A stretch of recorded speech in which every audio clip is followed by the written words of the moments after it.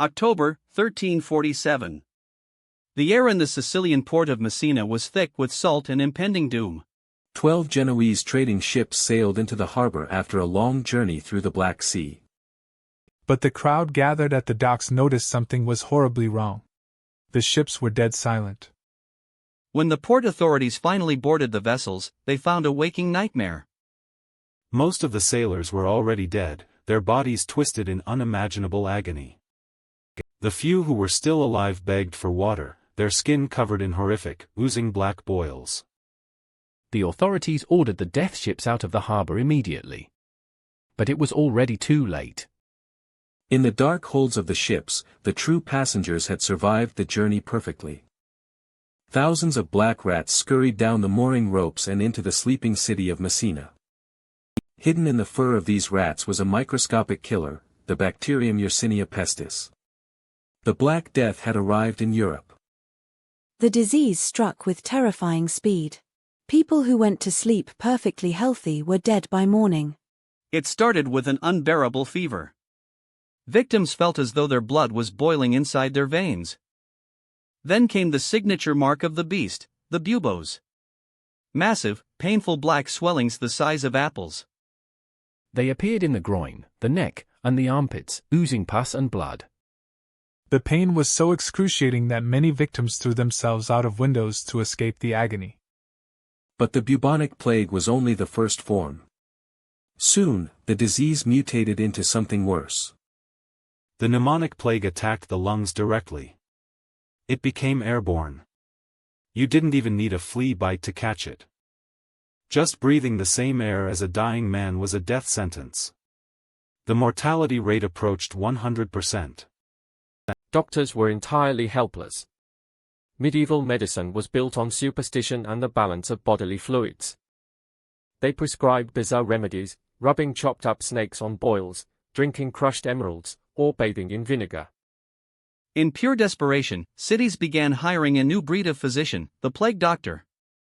They were often second-rate doctors or young men trying to establish themselves. But their uniform became the very symbol of terror. They believed the plague spread through miasma, foul, corrupted air that seeped from the earth. To protect themselves, they stuffed the long beaks of their masks with dried flowers, mint, and camphor. They wore heavy, waxed leather coats that fell to the ground, sealing their bodies away from the infected. And they carried long wooden canes, using them to examine patients without ever having to touch their rotting flesh. Their treatments were horrific. They intentionally sliced open the black buboes to drain the corruption. They applied live leeches and frogs to suck the poison from the blood, often bleeding the patient to the point of fatal shock. In reality, their thick leather coats likely saved them not from bad air, but from the fleas they didn't even know were the true enemy. When a plague doctor knocked on your door, you knew hope was gone. They were not healers. They were accountants of death. As the death toll skyrocketed, the very fabric of society began to tear apart. If one person in a household fell ill, authorities showed no mercy. They boarded up the doors from the outside. Entire families were entombed alive in their own homes, left to die together in the dark. Every morning, the streets echoed with a chilling cry. "Bring out your dead!" Carts overflowed with bodies, stacked like firewood. There were no funerals. There was no time for grief. Even the priests, the moral pillars of the medieval world, abandoned their posts. They fled the cities in terror. Without the church to guide them, many believed the end of the world had arrived.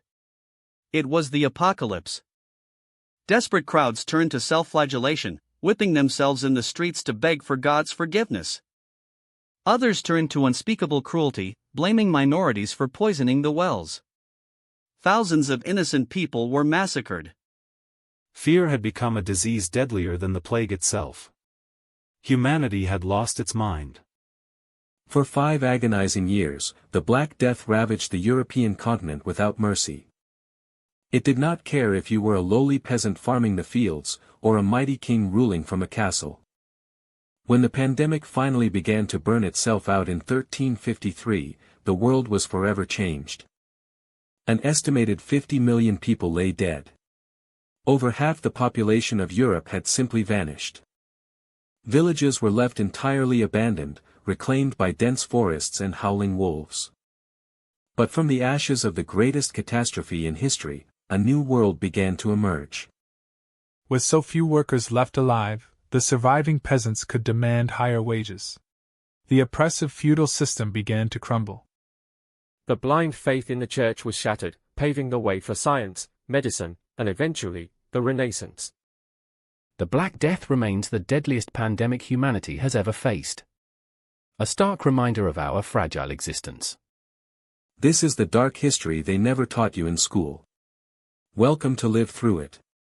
Could you have survived?